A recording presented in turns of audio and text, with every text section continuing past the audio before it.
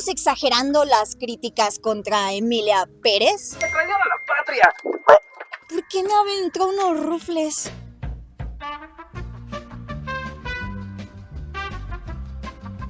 Ok, sí, entiendo todo eso, pero si Emilia Pérez es tan mala y ofensiva como dicen, ¿por qué está teniendo tantísimo éxito y simplemente no podemos dejar de hablar de ella? Yo estaba como poseída. Pasaba el 80% del tiempo hablando de Regina y el otro 20% suplicando que alguien más la trajera a colación para poder seguir hablando de ella. Muchas personas dicen que es porque es progre y Hollywood quiere premiar a una artista trans. Pero si así fuera, ¿por qué no premiar a Elliot Page, que también sacó una película en 2024? Y para tal caso, ¿qué tiene de progre la idea de una narcotraficante trans? Literalmente, la premisa suena igual de ofensiva y absurda que Narco Gays, una película mexicana de 2002. ¿Y saben? Más raro se me hace que esta película esté teniendo tanta atención cuando este año también se estrenó una biopic sobre el Hombre Naranja. Ya saben, el recién electo presidente de los Estados Unidos que también fue sentenciado culpable a 4 cargos federales de corrupción. Y que los premios gringos lo hayan enterrado por completo a pesar de que esté siendo protagonizada por el Soldado del Invierno. No tiene sentido la atención que está recibiendo Emilia Pérez. Creo que es justo si por convicción o ideología no quieres ver a Emilia Pérez. Pero también creo que las críticas ya se salieron de proporción, al grado en que la gente ya no quiere entenderla. Y me parecen más peligrosas las actitudes o campañas que piden censurar la película. ¿Por qué no mejor entender cuáles fueron los factores que propiciaron que Emilia Pérez apareciera en primer lugar? Y si es tan ofensiva para toda la nación mexicana, exactamente ¿qué es lo que la hace tan ofensiva? ¿A quién quiere ofender o por qué? Hay muchas cosas que no les cuentan sobre Emilia Pérez y por eso estoy aquí, para averiguar qué onda con la película, por qué es tan exitosa, por qué en México, por qué el narco, por qué en el puesto de periódicos. ¿Por qué en el puesto de periódicos? Pero lo más importante, vengo a averiguar si la funa en contra de Guillermo del Toro y a favor de Eugenio Derbez valió la pena. No. No. Y si una película que hace un homenaje a David Lynch de verdad puede ser tan mala.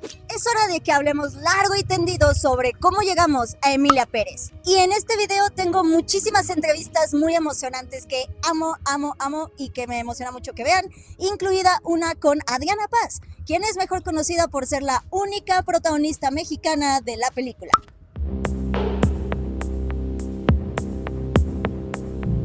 De verdad, para entender este fenómeno cultural tenemos que irnos muchísimo más profundo y muchísimo más lejos. Y cuando les digo lejos, me refiero a 1870, año en el que supuestamente nació Jesús Malverde, mejor conocido como el Robin Hood mexicano que robaba a los ricos para darle a los pobres y se ha convertido en una de las figuras culturales más emblemáticas de la historia de México. Así como Malverde, las hazañas de bandoleros y criminales en México ha sido explorada en canciones conocidas como corridos, que han ido evolucionando históricamente y que ahora se pueden considerar corridos tumbados, al grado en el que Peso Pluma, una figura artística exponente en esta nueva ola musical que además ha sido vinculado con grupos criminales, se ha presentado en shows como Jimmy Fallon porque su música es de las más escuchadas en el mundo entero. No hay duda de que figuras como el Chapo ya trascendieron su imagen de criminal y se han insertado en el tejido social y cultural. Y ya tienen códigos, creencias y tradiciones que le dan una identidad a un grupo específico de personas y que además se vuelven replicables para la gente que aspira o que le parece de alguna manera su estilo de vida algo que pueden ser imitado. Y sí, en un principio, yéndonos por el thriller de acción fácil que heredamos de Hollywood, cuando comenzó la guerra contra el narco, empezaron las historias tipo El Cártel de los Sapos, Narcos México, El Señor de los Celos o La Reina del Sur. Y estas producciones han sido criticadas casi tanto como Emilia Pérez, principalmente porque te muestran una imagen romantizada y estilizada de un criminal, en donde además nos están pidiendo admirarlo. pero en realidad son productos de procesos culturales mucho más profundos. Y entonces el arte que trata estas temáticas también ha ido evolucionando.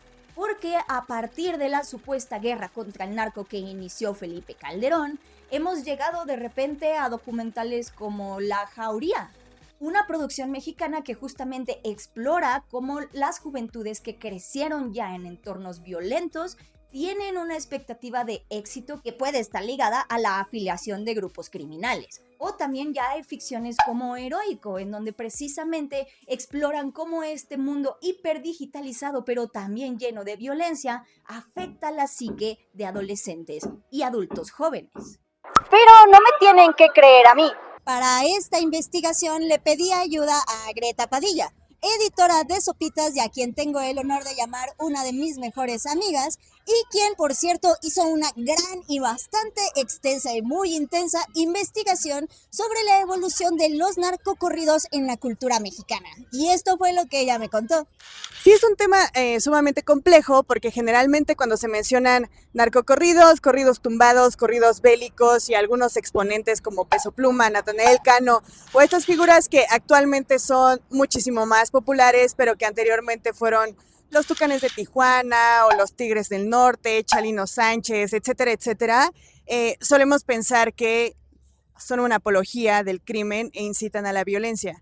Sin embargo, no es que sea completamente mentira, pero no es 100% la realidad que creemos que proyectan. Porque para empezar, los narcocorridos son expresiones de la narcocultura. Y la narcocultura, a su vez, es un proceso sociocultural que contiene todos los elementos de cualquier cultura que podría ser dominante. Y eso quiere decir que existen mitos, rituales, un lenguaje, modas, procesos sociales y expresiones artísticas, como en este caso es la música. Y la cosa con la narcocultura, a diferencia de otras culturas, no subculturas, porque eso es muy distinto, sino de otras culturas, es que está en constante expansión. Y como hace rato ya nos explicaban, va evolucionando y se va adecuando un poquito al contexto y las circunstancias que sí forman parte de la realidad. Y cuando hablan de que incitan a la violencia, en realidad no es así, porque para que exista un narcocorrido ya existe el narcotráfico. Y para que se canten sobre ciertas figuras o sobre ciertas expresiones de violencia sobre todo, es porque esas expresiones de violencia sí existen en la realidad y ya existieron, solo se están narrando. Y ahí es cuando este tipo de canciones, que no son géneros musicales, sino son más bien expresiones musicales, van relatando la realidad de muchísimas personas, sobre todo de miles, cientos de miles de jóvenes que de alguna forma sí ven reflejadas las aspiraciones que tienen cuando cantan sobre las figuras de los narcotraficantes, cuando te hablan de la historia del Chapo y te dicen que, sí, cuando era niño vendía, no sé, alguna fruta o verdura, jitomates, y luego se convirtió en el líder de un cártel tan grande y tan poderoso como el cártel de Sinaloa. Parecen ser aspiracionales, pero más bien son menos figuras de las que se cantan, y a partir de ahí el entendimiento que tienen muchísimos expertos en la narcocultura es que se trata de cantar sobre una ficción, porque no corresponde completamente a la realidad de los jóvenes, que no es que decidan estar inmersos en la violencia o que decidan participar en las filas de los cárteles, sino que más bien no tienen de otra. Y esos son las personas que participan activamente en la narcocultura, a diferencia de otras personas que simplemente la consumen, porque tampoco podemos negar que el narco y todas sus acciones están tan inmersas en la realidad de México, sobre todo en algunos lugares específicos, que es imposible escapar de ella. Y es imposible no consumirla, ¿no? Y no consumir lo que decíamos hace rato, los distintos elementos, ya sea la moda, las expresiones artísticas, algunos códigos sociales, etcétera, etcétera. Entonces, sí es un tema muchísimo más complejo, no solo se trata de decir, sí, incitan a la violencia. No, repito, porque creo que sí es muy importante. Para que se cante sobre el narcotráfico, ya debe de existir el narcotráfico, y eso es lo que sucede aquí. Y cuando se convierte en una apología, sí, de alguna manera sí lo es, porque están enalteciendo a todas estas figuras, pero se enaltece más a una ficción que no va a corresponder a la realidad de todos estos jóvenes que forman parte activa de la narcocultura. Como pueden observar, hay una diferencia muy grande entre cómo se gesta la cultura y romantizar a grupos criminales. De hecho, también tuve la oportunidad de hablar con Alicia, la cabeza del altar de Jesús Malverde y la Santa Muerte en la colonia Doctores, en donde ella precisamente me dio también su perspectiva de cómo el estigma de que estamos romantizando a grupos criminales lastiman o dañan creencias personales que para ella y para muchas personas no tienen nada que ver con los grupos delictivos. Es mi creencia, es mi forma de pensar. Nuestra Señora, la Santísima Muerte y el Señor Jesús Malverde son dos santos que no están canonizados por la Iglesia Católica. Mas nosotros les decimos Santísima Muerte, San Jesús Malverde. ¿Por qué? Porque nosotros en nuestra necesidad de humanos pedimos, y al ver las peticiones realizadas, se los atribuimos a Dios nuestro Señor antes que nada, a nuestra imagen de nuestra Santísima Muerte y a nuestro Señor Jesús Malverde. Pues hay gente que los tacha o que esto no existe. Ninguna imagen hace daño. Los que hacemos daño somos nosotros los humanos. A mí también sí me molesta, a mí. Hay mucha gente que, bueno, aunque crea en la imagen de nuestro Señor Jesús Malverde, dejan que, ay, es que es el santo de los malos. No. Nuestro Señor Jesús Malverde, nosotros le empezamos a pedir, ¿por qué? Porque Él es el santo de las causas difíciles, de los desamparados. Y en ese tiempo no había cosas que luego le atribuyen a Él. Entonces, yo pido de favor que no lo pongamos en ese punto de que sí es el santo de eso, sí es el santo del otro. Sí, es el santo de las causas nobles. Como fresnillense, o sea, de Fresnillo, Zacatecas, yo he vivido y he sentido el miedo que impera en esas zonas. Y de hecho, en entrevista, Adriana Paz me comentó que lamentablemente ella también ha sido víctima de la violencia en México.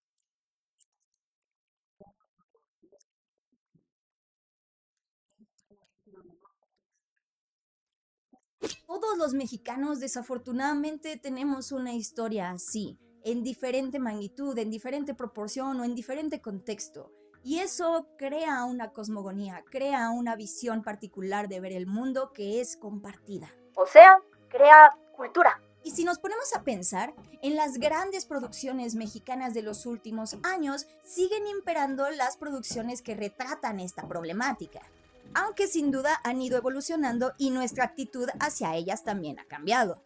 Ahora, tenemos docuseries como la que presentó Max sobre los 43, que narra una retrospectiva sobre 10 años de lucha, de impunidad y de misterios. Y ya hay series como Somos de Netflix, o películas como Noche de Fuego o Sujo, producciones que ya buscan más bien explorar a manera de ficción cómo vive la gente en entornos violentos. Aunque estamos contando una verdad honesta, aunque estamos retratando a las víctimas, la verdad es que, como me dijo Adriana Paz, estas producciones son el resultado de la normalización de la violencia en la que vivimos. Paz, de hecho, está a punto de estrenar Arillo de Hombre Muerto, una ficción centrada precisamente en una mujer buscadora.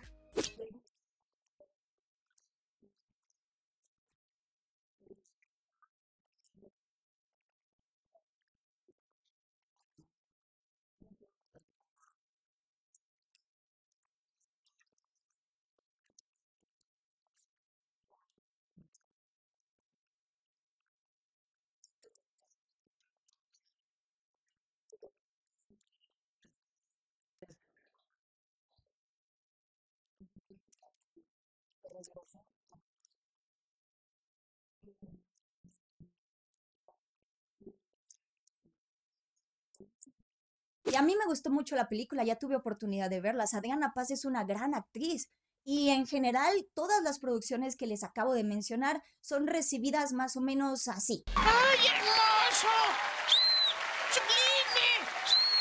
Y eso está muy bien, son grandes producciones y de verdad tienen que verlas si no las han visto. Pero siguen delimitando la forma en la que nosotros tocamos estas temáticas, de manera seria, solemne, con la intención clara de hablar y retratar las problemáticas que más le duelen al inconsciente colectivo nacional. Y eso es precisamente porque son temas cercanos a nosotros, es lo que conocemos y lo que vivimos día a día. La cultura responde a eso. Sin embargo, cualquier producción que se salga del molde sí es recibida con bastante controversia, y no nada más Emilia Pérez.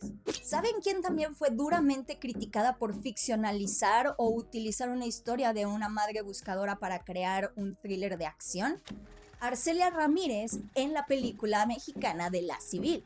Y es que como interpretó a una versión ficcionalizada de la buscadora Miriam Rodríguez Martínez, muchas personas les pareció insensible que retrataran su historia como una historia más de acción y thriller. Pero la historia de Miriam Martínez es extraordinaria. ¿Por qué no explorar esta fantasía de poder que siempre nos la venden con hombres heterosexuales tipo Liam Neeson súper fuertes y ahora poniendo el foco a una madre buscadora? Tenemos de verdad solamente que hacer documentales o producciones súper intensos, súper serios, súper hiper mega geniales, pero que nadie va a ver. También Netflix hizo una adaptación de Fiesta en la Madriguera y El Secreto del Río. Cintas que nuevamente exploran la realidad de la violencia en México desde la ficción y fantasía. No son lo mismo que Emilia Pérez, pero son producciones que ya estiran los géneros con los que hemos retratado estas temáticas tan difíciles, demostrando que nuestra actitud al respecto de estos temas también ha evolucionado. De hecho, en 2004 Will Ferrell ya hizo un Selena Gómez haciéndose pasar por el hermano mexicano de un narcotraficante que fue protagonizado por Diego Luna en la película satírica La Casa de mi Padre. Do you speak American? Huh?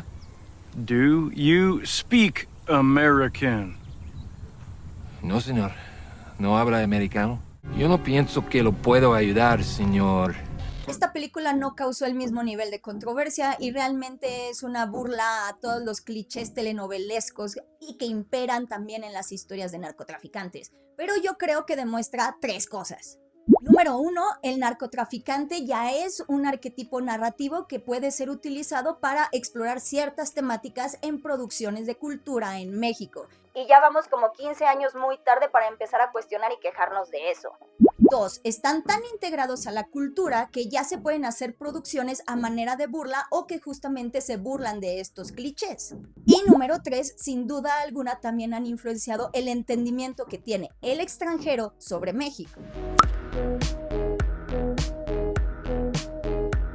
Emilia Pérez iba a hacer polémica desde la premisa. Porque la idea de un narcotraficante transexual ya puede causar escozor en el inconsciente, no solo mexicano, sino internacional. Y en ese sentido yo creo que la película sí nos ayuda o abre una puerta para que nosotros podamos analizar la evolución de la narcocultura.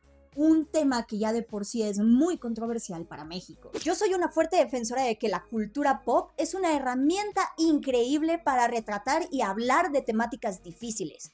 Y no solamente eso, sino que pueden ser historias súper originales que además se nos queden mucho tiempo después de haberlas visto. Todo depende de las temáticas que se quieren tratar y cómo se tratan. Esperen justamente muy pronto un video ensayo analizando el impacto de Bad Bunny.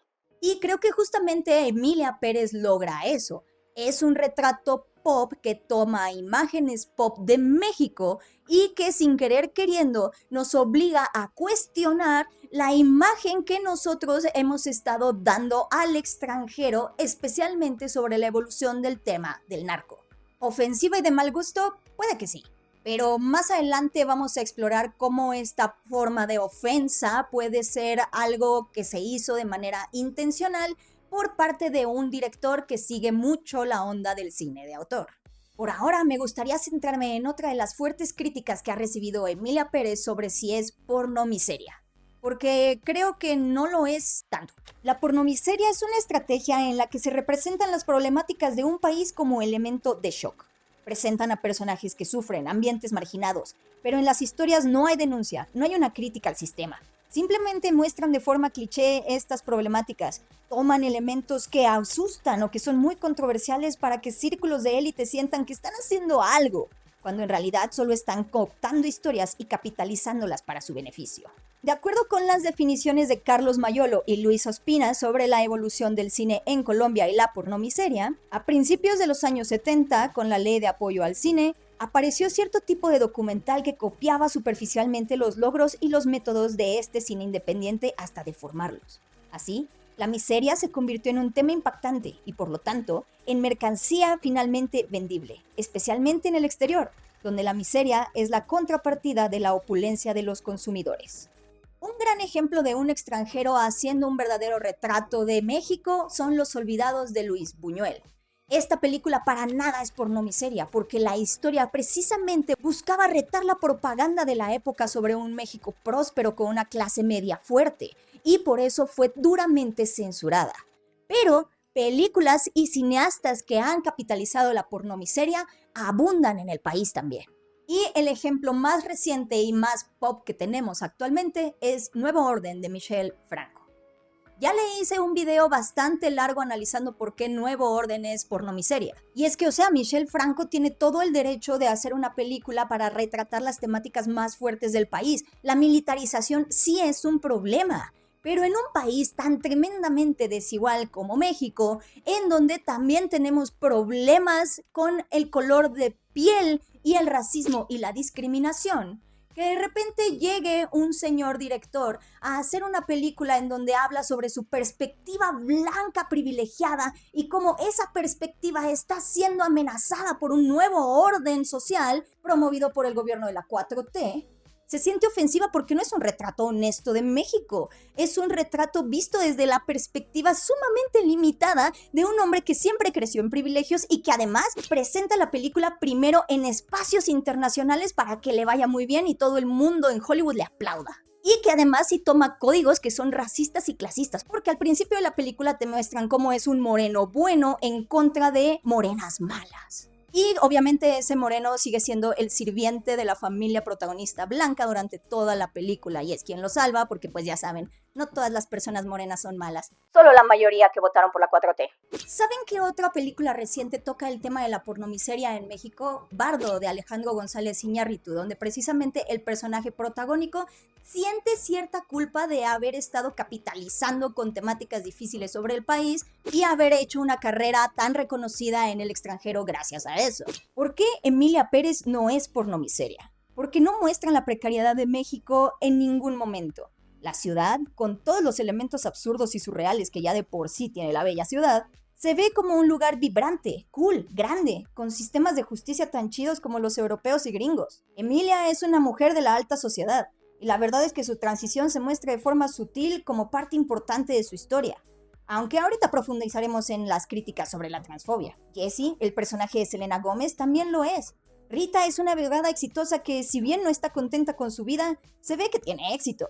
Y por último, en ningún momento se ve a una madre buscadora sufriendo. Muy al contrario, tienen toda una canción que como que busca enaltecer lo que me imagino que Odiard entiende por los grupos de buscadoras. Y por ahí mete la idea de que criminales puedan expiar sus pecados, que va de la mano con los cuestionamientos sobre si Emilia de verdad ya es una buena persona o no. Y perdónenme, voy a decir algo súper controversial ahora, pero esta canción es una de las poquísimas canciones que yo he escuchado de manera positiva a favor de los desaparecidos. La mayoría son producciones hablando, pues precisamente de los narcos y sus hazañas. Y yo sé que una madre buscadora sí le besa la mano a Emilia Pérez y es parte como del problema del tono de la película, porque de repente realmente no se comprometen con esta idea de que Emilia Pérez es una persona mala. Pero eso lo veremos más adelante, espéreme tantito.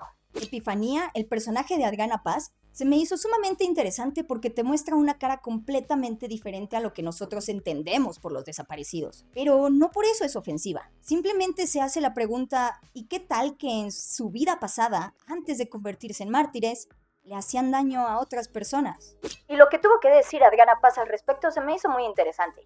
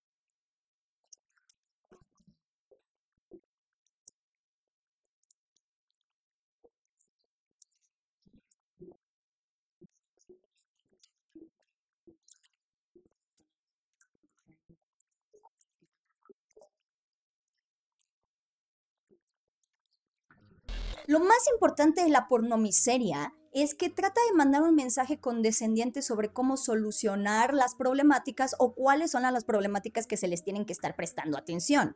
Y Emilia Pérez, la verdad es que no es eso. Se nota que sí, definitivamente es un homenaje plástico hecho por un francés raro que estaba más interesado en subvertir las líneas de lo polémico y la forma de realización cinematográfica que realmente hacer un tratado sobre México o que representara de verdad sus problemáticas. Por eso tampoco es comparable a cintas como La chica danesa, Green Book o Coda. En ningún momento muestra con condescendencia a personas marginadas, ni nos pretende meter una moraleja bonita sobre inclusión para gente privilegiada. Lo que queda muy claro es que este señor francés tiene una visión casi tan limitada como la de Michel Franco en Nuevo Orden. Y si hubiera incluido a más figuras como Adriana Paz, probablemente la película habría sido muchísimo mejor y también muchísimo mejor recibida. Porque a pesar de que tiene buenas intenciones, no deja de ser una representación insensible y plástica sobre el tema.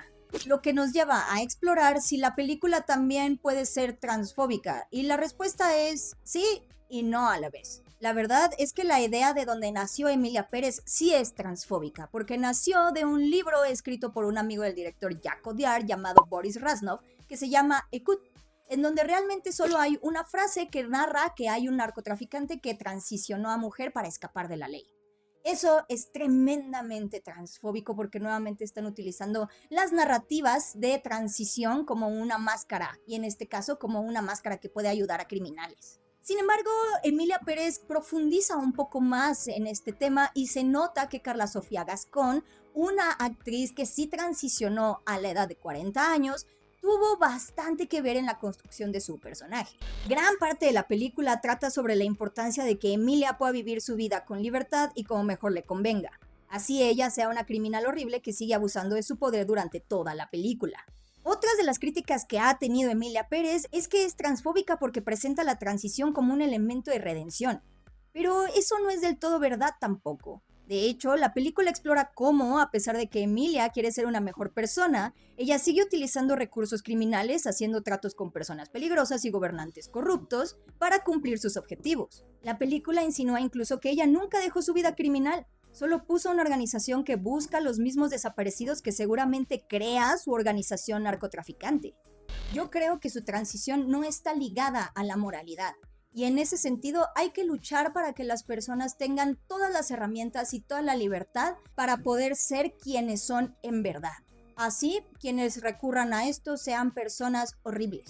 Por eso, la verdad es que el personaje de Emilia Pérez es interesante, porque deja claro que el Manita siempre fue Emilia y viceversa. El Manita se hizo en un entorno violento y por eso Emilia, que se hizo en ese mismo entorno, no va a dejar de ser violenta. Es una exploración interesante si tomamos en cuenta que existen personas trans bastante molestas y horribles como Caitlyn Jenner. Sin embargo, la película dentro de la historia se queda muy tibia al momento de tratar de presentar si Emilia Pérez sí tiene redención o no tiene redención. Debieron haberse comprometido más con la historia, haciéndola verdaderamente una villana o bien irse más por el absurdo, pero sin duda le falta un elemento a la película como para que podamos de verdad decir si es una sátira, ironía o si la historia se está haciendo en serio. Pero algo que nadie les dice de Emilia Pérez es que todo el tiempo estás viendo a personas horribles tomando decisiones horribles. No te tiene por qué caer bien nadie. Rita, el personaje de Zoe Saldaña, es una abogada que desde siempre ha defendido a personas horribles. Por eso Emilia la contrata. Y durante toda la película, ella se cree moralmente superior a sus jefes, pero lo único que quiere es poder acceder al poder que tienen ellos y abusar de él como lo hacen igual sus jefes. Miren, a estas alturas ya no importan los spoilers, este es el final de Emilia Pérez. Y Rita se queda con sus hijos, la organización de buscadoras y probablemente la red narcotraficante.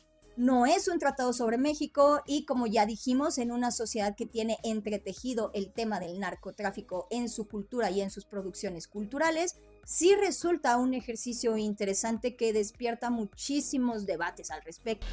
Ahora, uno de los elementos que sí pueden llegar a ser transfóbicos es que al final de cuentas Emilia Pérez utiliza la información que tiene de Jesse, dado su pasado como el Manitas, para manipularla, y luego cuando Emilia arremete contra Jesse porque no quiere que se lleve a sus hijos, ella nuevamente adopta la voz de El Manitas, cimentando esta idea de que las mujeres trans son de alguna forma peligrosas para las mujeres cis. Y eso está muy mal y creo que es una de las partes en las que sí se queda muy corta la película. Pero por otro lado, pues sí da muchísimos cuestionamientos importantes para nuestra sociedad mexicana. Especialmente en un mundo en donde otro tipo de homenajes plásticos sí los aceptamos y hasta los alabamos. Un ejemplo claro es como en 2015 y 2016, cuando James Bond y Superman presentaron el Día de Muertos como una gran fiesta nacional. Y así, la tradición que estaba casi perdida revivió para convertirse en un gancho turístico de México para el mundo. Las miles de bolsas de Frida Kahlo también son un gran ejemplo para que veamos que sí hay una reproducción plástica de la cultura mexicana en el extranjero que nosotros mismos consumimos y promovemos. Hasta Coco, que si bien es un homenaje a la cultura, Disney intentó registrar la palabra Día de Muertos con copyright. Porque básicamente lo que hizo Disney fue venir a extraer la cultura, redujo nuestros elementos a figuras bonitas y luego nos las vendió para recaudar $814 millones en taquilla. Pero pues como es un retrato bonito y conmovedor de nuestra cultura, nuestra mentalidad colonizada lo celebra y entonces nos hace sentir más especiales. México está de moda en el extranjero y esto sin duda alguna le ayuda al gobierno mexicano. La gentrificación y turistificación de los espacios públicos son cada vez más preocupantes.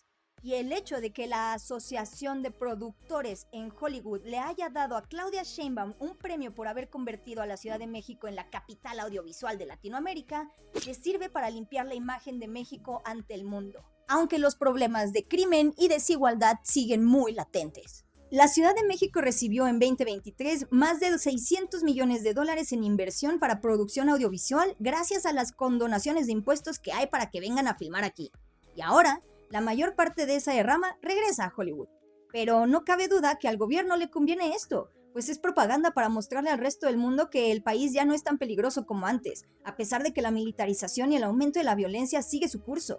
Hace unos días salió la noticia de que en Michoacán hubo una fiesta en honor a El Mencho, uno de los narcotraficantes más peligrosos de la actualidad. Y por eso las críticas de la escena de la beatificación, a pesar de que sí las entiendo y que sí se puede leer como una forma de apología, la verdad es que tampoco están tan lejos de la realidad. Creo que la película sí explora un poco cómo estas figuras horribles pueden ser enaltecidas, especialmente cuando existe el personaje de Epifanía, que nada más conoció a Emilia Pérez y que ya no tuvo nada que ver con sus nexos criminales. Sin embargo, la película pudo haber hecho una exploración muchísimo más interesante de estos temas si se hubiera preparado un poquito mejor. Al dejarlo tan al aire, tan ambiguo, tan abierto a la interpretación, creo que es peligroso y que sí se siente como esta incluso contradicción con los temas que va manejando la película, porque al final puede sentirse que Emilia sí se redime, pero no se redime. Eso está en tela de juicio para la audiencia. Pero no cabe duda también que Emilia Pérez de cierta manera sí retrata realidades difíciles de México y nos está ayudando a verlas desde otra perspectiva, porque sin duda alguna esta extranjerización de México o la popificación de México está ayudando a las estrategias del gobierno y a que cambie nuestra percepción sobre lo que está haciendo para disminuir o mitigar los embates de los grupos criminales. Lo que a mí me gustaría preguntarles ahora es, ¿por qué le exigimos a una película que ni siquiera es mexicana que tenga rigor cultural cuando el gobierno mexicano claramente se está beneficiando de este entendimiento pop reduccionista que presenta Emilia Pérez?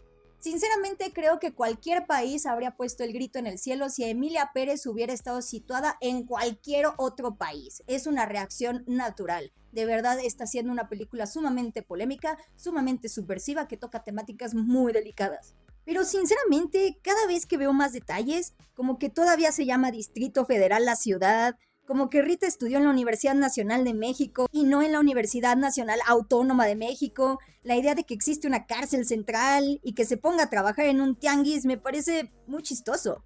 En primera, porque la Ciudad de México es chistosa. Aquí andamos diciendo que si la puta vibra y miren, caminando por la calle me topé con este puesto clandestino de impresiones que está junto a un lote baldío que da frente a un enorme rascacielos. México tiene algo especial que lo hace muy random, muy pop. Por eso Salvador Dalí decía que no le gustaba el país porque era más surreal que su arte. Y sí, tal vez hay varios estereotipos en la película de Emilia Pérez, pero no cabe duda que su representación y el uso de estos elementos es tremendamente original también.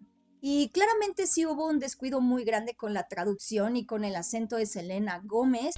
Hasta me duele la pinche vulva nada más de acordarme de ti.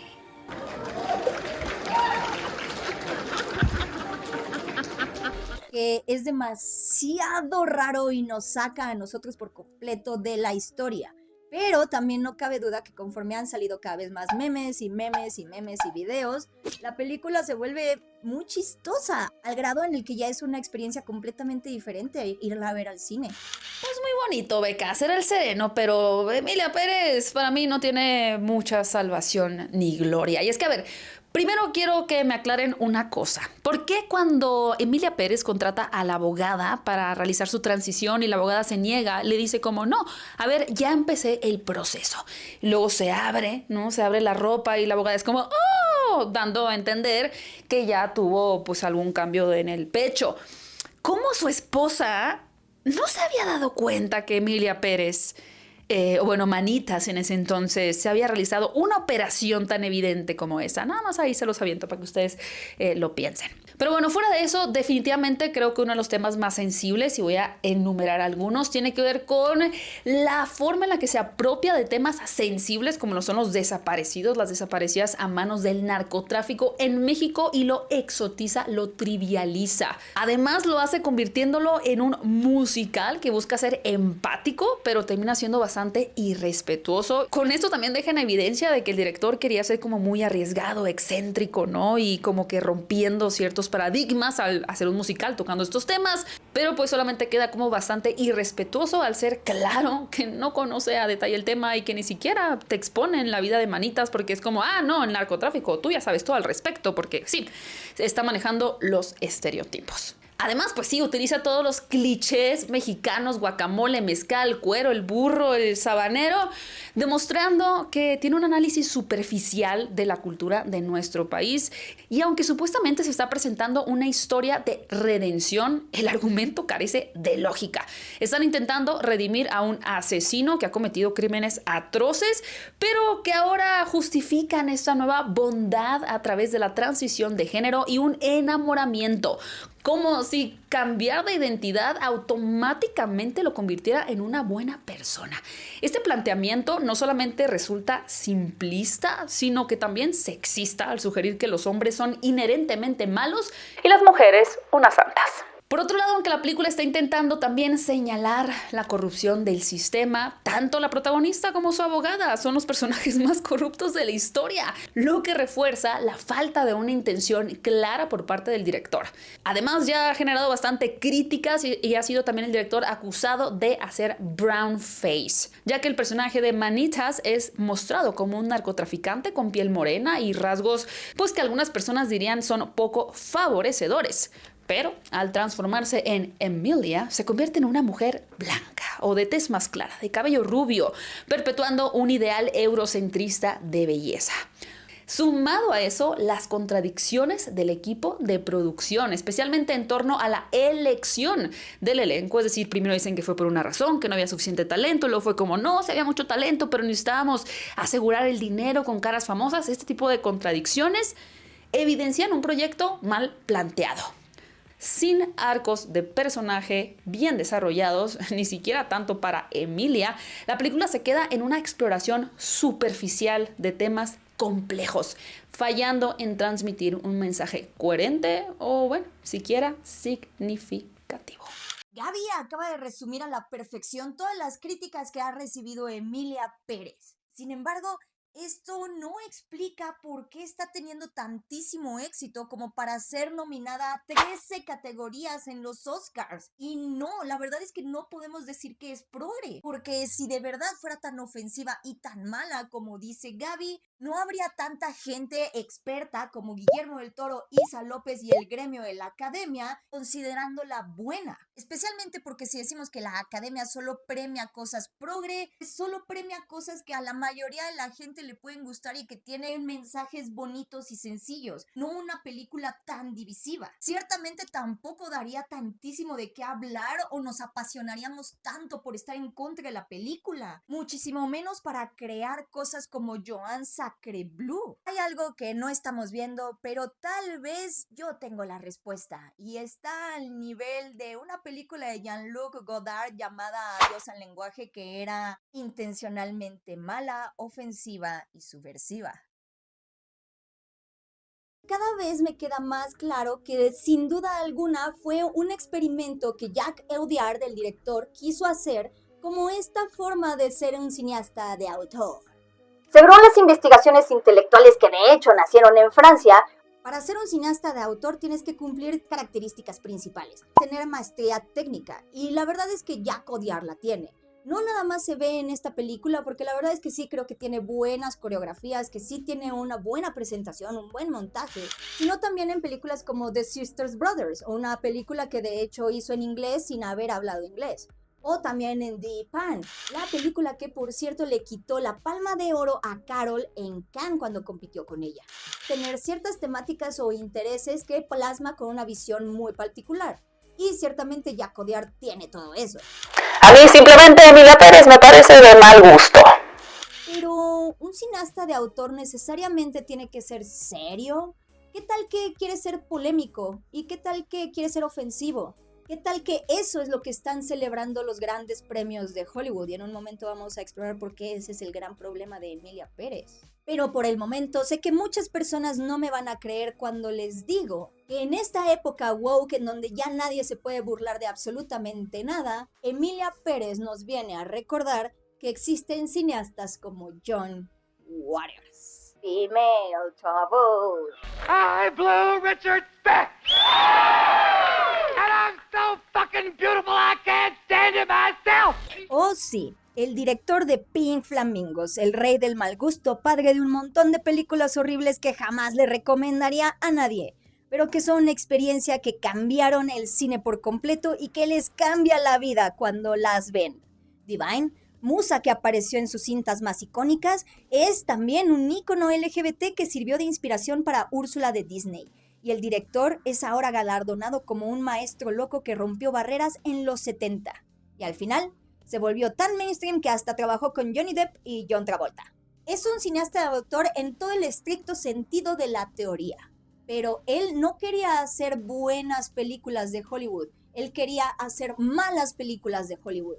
Y en su camino logró no nada más relajar las leyes de censura, sino también convertirse en un gran exponente en las películas de cine B, o películas que son voluntariamente malas para justamente explorar desde la incomodidad temáticas difíciles. Hasta James Gunn empezó su carrera haciendo películas del estilo para Troma Studios y miren dónde terminó. Si pueden ir más allá de las muchas barreras estéticas que tiene el cine de John Waters, descubrirán que sí hay una filosofía. Waters quería burlarse de una sociedad consumista obsesionada con la fama y el estatus, que hacen cosas absurdas y horribles solo para llamar la atención, así sea a costa de sus seres queridos o de su hogar. Y en todas sus películas son castigados al final. Divine es un ícono LGBT, pero en casi todas sus películas actúa como una persona horrible, peor que Emilia Pérez. Pero sus películas tienen un corazón especial que te hace querer seguir viéndolas, que no es solo morbo por el morbo. De hecho, John Waters sí tiene una filosofía especial. Sin las películas de John Waters no existirían cosas como South Park, MTV o Adult Swim, y creo que tampoco existiría una película como Emilia Pérez, en donde claramente el objetivo del director era ser polémico y ser transgresor, pero presentando una filosofía o una idea, una visión que abre muchas cosas y muchas aristas al debate. Porque, o sea, de verdad está muy bien que por convicción no la quieras ver y que ya te parezca suficientemente ofensivo que se haga una comedia musical en torno al tema del narcotráfico y los desaparecidos. Pero no cabe duda que la película tiene una magia especial que la hace funcionar dentro de su propia disfuncionalidad, que la hace simplemente imposible de no ver e imposible de no hablarla horas y horas y horas después de verla. Lo que me hace pensar que él sí tenía una filosofía particular y que siguió más o menos la filosofía de John Waters. Para mí, el entretenimiento se trata del mal gusto. Si alguien vomita viendo una de mis películas, es como si me estuvieran aplaudiendo de pie. Pero tenemos que recordar que sí existen cosas como el buen mal gusto y el mal gusto. Es muy fácil simplemente choquear a alguien. Puedo hacer una película de 90 minutos de gente siendo destripada, pero esto simplemente sería mal gusto, porque no está estilizado ni es original. El buen mal gusto puede ser creativamente nauseabundo, pero al mismo tiempo tiene de verdad que apelar a un tipo de humor retorcido que la verdad no es muy universal. Literalmente creo que está escribiendo Emilia Pérez, no por nada la puso en su top 10 de mejores películas de 2024. Y vista desde la perspectiva de que Emilia Pérez es de mal gusto, la verdad es que resulta tremendamente original y muy graciosa. E incluso si nos ponemos a analizarla, resulta ofensiva, pero también inofensiva en sus críticas. Y es que, por ejemplo, lo del español y los diálogos de Selena Gómez, pues sí es un descuido.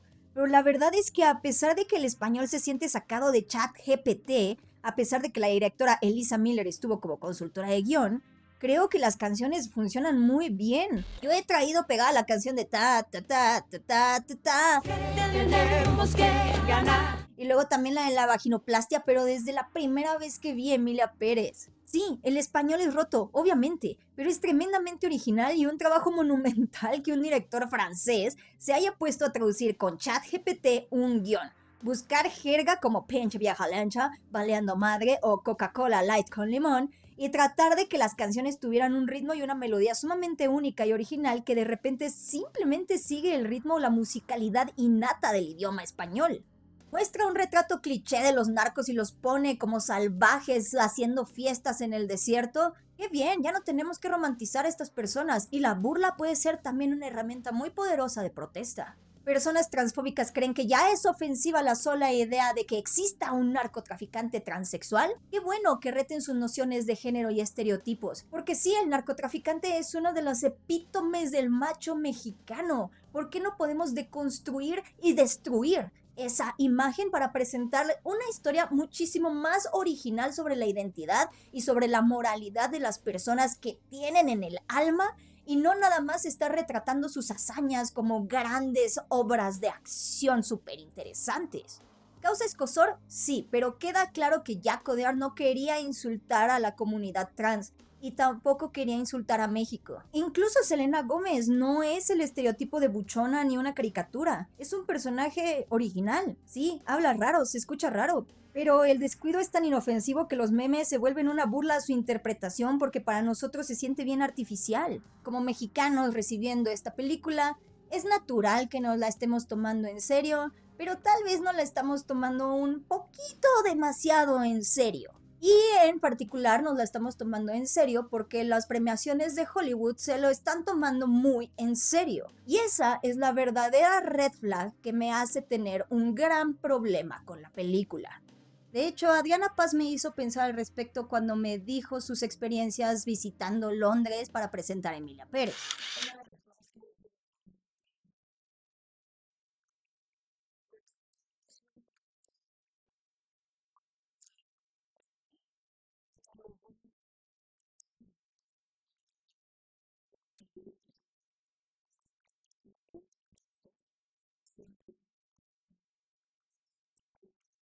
Me parece una externalidad positiva que personas se inspiren a buscar cómo está la situación de México con respecto al narcotráfico a partir del entretenimiento. Pero lo que me dijo Adriana Paz me puso a pensar que tal vez una de las razones por las que Emilia Pérez está teniendo tantísimo éxito en grupos de gremios de expertos cinematográficos y ciertas élites es porque ellos pueden entender el experimento técnico que intentó hacer Jacques Audiard y pueden entender la broma o el absurdo, o pueden extraer las reflexiones o las ideas del director desde el absurdo de la película. Muchas personas dicen que es como el caso del plátano en la pared y sí, a mí también me parece un buen ejemplo. Y ahí me puse a pensar que efectivamente estos grupos de élite blancos que les gusta darse golpes de pecho no están galardonando a Emilia Pérez porque la consideran una obra que, ay, cómo habla de la representación y cómo habla de temas difíciles y bla. La están premiando por ser subversiva, por ser polémica y por ser irónica. Y en ese sentido, las películas de John Waters nunca estuvieron diseñadas ni hechas para la temporada de premios porque no estaban asimiladas en el molde mainstream pop, ni había una normalización de sus ideas. Entonces, sus elementos de denuncia, a pesar de estar presentadas de una manera súper absurda, súper escatológica, que de verdad te genera un gran shock, sí decían algo en contra de la sociedad consumista y en contra de la normalización de ciertas actitudes privilegiadas de Hollywood. Porque John Waters, por ejemplo, decía que para ser irónico tenías que tener privilegio, porque una persona pobre no se puede dar el lujo de consumir algo de manera irónica, no puede consumir algo que sea tan malo que es bueno. Porque dentro de su marginalidad, una persona pobre no puede acceder a las esferas para conocer lo que es la más alta cocina, el más fino arte. No hay forma de conocer eso, y si no hay forma de conocer eso, entonces tampoco hay forma de disfrutar una obra que subvierta o que se burle de todos estos estándares canónicos. La ironía es un lujo para John Waters. Entonces yo creo que la élite de Hollywood está premiando a Emilia Pérez por ser polémica, por ser subversiva, por ser audaz, por ser atrevida. Y pues ahí sí, como mexicana, yo sí le diría a la Asociación de la Academia, ¿quiénes se creen para decidir cuáles temáticas difíciles ya son lo suficientemente mainstream o ya pasaron de moda como para hacer una película que sea más o menos ofensiva sobre el tema y que sea provocadora por eso? ¿Tú quién chingados te crees para decirme eso, pinche vieja lencha? Especialmente si nos ponemos a pensar en el contexto tan extraño que está viviendo Estados Unidos en Hollywood, porque están viviendo una ola de autocensura horrible. O sea, no solamente fue Melissa Barrera y la gente de Tom Cruise, muchas personas han denunciado la censura que hay alrededor del tema de Palestina e Israel. Nadie está pegando The Apprentice porque claramente les daba muchísimo miedo la naranja presidenta. Entonces, en un contexto de la industria de Hollywood donde está siendo autocensurada, de repente estar premiando esta película para sentirse edgy, para sentirse también polémicos, para decir, no, es que esta película es fabulosísima y merece ser reconocida porque tiene este carácter irónico y polémico, se me hace muy conveniente.